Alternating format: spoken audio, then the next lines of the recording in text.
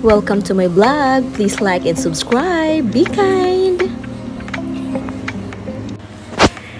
Alright, have a great day ahead mga kamamshis. Good morning nga pala. Early in the morning, nandito kami ngayon. Magja-jogging kami. Pero, yung kinalabasan ng jogging is walking.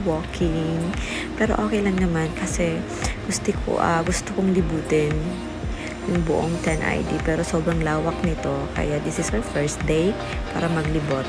Dinala nga pala kami ni mahal ko dito sa view deck na to. Kasi sa lugar na to is makikita mo talaga dun sa taas yung sea of cloud. Usually, ang dami talagang cloud. Parang Baguio, oh. Nakita ko yan last time na pumunta kami ng Baguio. Pero ngayon, nandito din pala. May little Baguio din pala dito. Ayan, nauna na sila mahal kasi nabisi ako kaka-video. Nandun na sila sa second floor yata eh. Ayan, si Akil. Hinintay pa talaga ako ni Akil. Ayan. Diba? Si Heart, nandyan pa pala sila. Hinintay pala nila ako. Ayan, mga kamamshis. Literally, sea of cloud talaga. Nakikita nyo yan. And malamig talaga dyan. Feel ko talaga na parang nasa Baguio ako ulit. Ayan, oh, zinong ko pa. Diba? Mga ulap po yan. Sarap ng tingnan. Kaka-refreshing. Okay lang, kahit naglakad kami ng medyo malayo. Kung ito din lang yung madadatnan ko. Worth it, diba? Itong inakit namin is meron siyang 4 na palapag. And nasa 3rd floor na ako and paakyat na ako doon para sa last floor. Andun na sila mahal ko sa AC and Heart. Di ko alam kung nakasunod si Akil. Hinahanap ni mahal ko kung nasa na si Akil. Ayan, si Heart. Gusto niya babalikan dun sa baba, baka hindi nakasunod. Ayan mga kamamshis, nung narating ko na dito sa 4th floor is wow, so amazing. Yun lang masasabi ko. Halos di makita yung kalsada dun sa baba dahil sa ulap or sa mga fog. Yan, yung nakikita nyo. Yan, sa baba po yan. Diyan yung barangay. And nandito kami sa taas. Ang sarap dito, siguro pag gabi, ang sarap dito tumambay.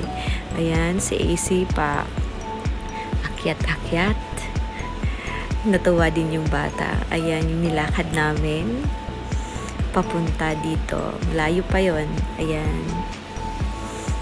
Yan, may ano din sila dyan. May malawak na oval. Nandyan din yung stage nila. Diba? Magandang buhay and good morning talaga pag nakarating ka dito. Magiging good mood ka talaga pag narating mo to. So refreshing siya. Ayan, ang daming ulap. Diba?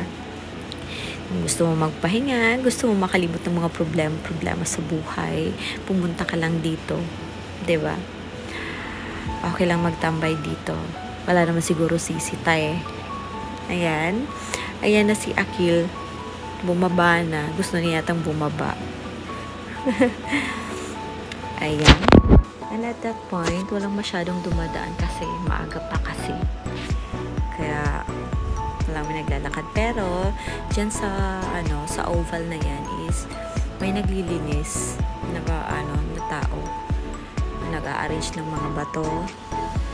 And, tinuturo ng mahal ko yung daan papuntang Tagum and papuntang Mawag. Isusum ko yung papuntang Mawag. Yan po. Di siya masyadong klaro dahil sa ulap. Ganyan. Ayan. Ang lawak. Ang lahat ng nakikita nyo, hindi ko pag-aari. And meron din pala silang ilog dyan. No? Marami yung tubig kasi umulan kagabi ng malakas. Kaya hindi siya clear. Ayan, ang sarap lang sa pakiramdam na makakalanghap ka ng sariwang hangin. At this point mga kamamshis is dinala kami ni mahal ko dito sa ANN area. Ang meaning pala ng ANN is Aguila News Network. Kasi na-covered na siya dito. Kaya gusto niya ipakita yung studio ng ANN, Studio 10, ng 10ID. Ayan, sakto lang pagpasok namin is nandyan si Private. Nakalimutan ko talaga yung pangalan. Ayan, nandyan siya, nag-edit daw siya. Nagulat siya nung pumasok si Marco. Ba't di daw siya, si Marco nagsabi, di tuloy siya nakapaglinis. Pero okay lang kasi napadaan lang naman kami dyan. And, ayan, libot-libot. Si AC at saka si Heart naglibot-libot dyan. And, nakiupo na rin ako kasi kakapagod din naman kakalakad namin. Walking lang kasi kami. And thank you nga pala din sa pakape. Binigyan niya kasi kami ng kape ni mahal ko. And sa lahat ng mga kamamshis na nanonood, please follow and subscribe sa page ng 10ID ANN. Yun lang po. Sana ma-follow nyo para makita nyo kung ano mga kaganapan dito sa 10ID. Ayan. Tuwang-tuwa si AC.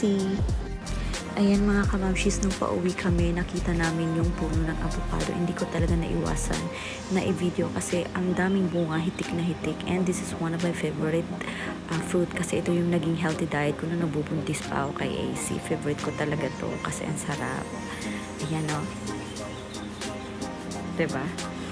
And ayan, pabalik na kami dyan. Nakabalik din kami ng ligtas. Masakit nga lang sa paa, pero worth it naman. And balak pa talaga ni mahal ko na umakyat kami dyan. Pero sabi ko, wag na kasi sakit na ng paa ko. Pero sulit yung pamamasyal namin and walking. Nandyan pa rin si Akil, di kami iniwan. Ayan. Sana nagustuhan nyo. Have a great day. Be kind.